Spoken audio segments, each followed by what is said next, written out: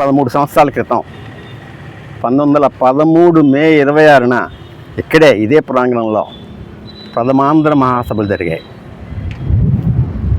ఆ ప్రథమాంధ్ర మహాసభతోటే తెలుగువారి అస్తిత్వానికి పునాది పడింది. మేము మద్రాసులో ఉండం, మాకు ప్రత్యేక రాష్ట్రం కావాలి, తెలుగు జాతిని గుర్తించాలి అనే డిమాండ్ ఇక్కడే 1913లో మే 26న ఆ 113వ వార్షికోత్సవాన్ని మనం జరుపుకుంటా ఉన్నాం. ఆంధ్రోద్యమానికి బాపట్ల బీజం వేసింది. ఆంధ్రుల స్వరాష్ట్ర వాంఛకు బాపట్ల ముత్యాల పందిరి వేసింది. ఎందరో మహనీయులు ఇక్కడి నుంచి మరి ఆంధ్రోద్యమంలో 4 దశాబ్దాల పాటు జరిగింది.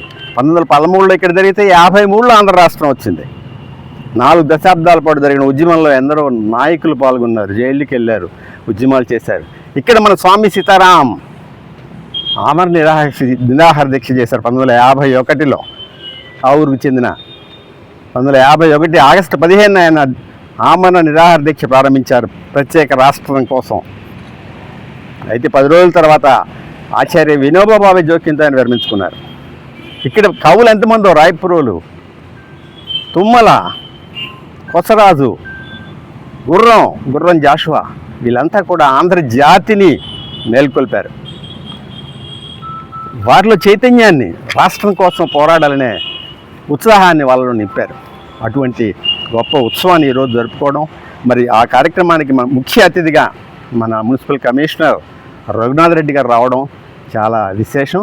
వారిని ఈ సందర్భంగా 2 మాటలు చెప్పవలసింది. ఆంధ్ర మహాసభ మన బాపట్ల పట్టణంలో మన టౌన్ హాల్లో 1913 సంవత్సరంలో మొట్టమొదటిసారిగా మనకు స్వతంత్రం రాకముందే మనకు ఆంధ్రప్రదేశ్ తెలుగు ప్రజల యొక్క ఖ్యాతి, మన యొక్క గౌరవం కావాలనే ఉద్దేశంతో ఆ రోజు ఇక్కడ మహాసభను ఏర్పాటు చేసి, ఆ రోజు నుంచి తెలుగు రాష్ట్రం సపరేట్ కావాలి, తెలుగు జాతి పౌరులు ఖచ్చితంగా వాళ్ళకు ఒక ఇండివిజువాలిటీ కావాలనే ఉద్దేశంతో ఆ రోజు ఈ మహాసభ 113 సంవత్సరాలకు ముందు ఇక్కడ జరిగింది. అదేవిధంగా మన బాపట్ల పట్టణంలో చీరాల పేరాల ఉద్యమం కానీ, అదేవిధంగా పదనందపాడు పన్ను నిరాకరణ ఉద్యమం కానీ, ఎంతోమంది పెద్దలు మన స్వతంత్ర యుద్ధంలో పార్టిసిపేట్ చేసి మన భారతదేశంలోనే మన ఆంధ్ర రాష్ట్రానికి, అదేవిధంగా మన బాపట్ల నుంచి కూడా పెద్ద నాయకులు పార్టిసిపేట్ చేసి ఆ రోజు స్వాతంత్రం సంపాదించారు. అదేవిధంగా స్వాతంత్రం వచ్చిన తర్వాత కూడా మనకు తెలుగు ప్రజలకు ఒక సపరేట్ ఐడెంటిఫికేషన్ కావాలి, మన తెలుగు రాష్ట్రం అనేది చాలా ఇంపార్టెంట్ అనే ఉద్దేశంతో పొట్టి శ్రీరాములు గారి అమర నిరాహార దీక్ష తర్వాత మనకు ఒక రాష్ట్రం ఏర్పడింది. ఆ రాష్ట్రం ఏర్పడడానికి మొట్టమొదటిగా మన బాపట్లలో తెలుగు మహాసభ 1913లో జరిగింది. ఆ రోజు నుంచి కూడా మన బాపట్లకు విశిష్టమైన ఒక ఖ్యాతి ఉంది.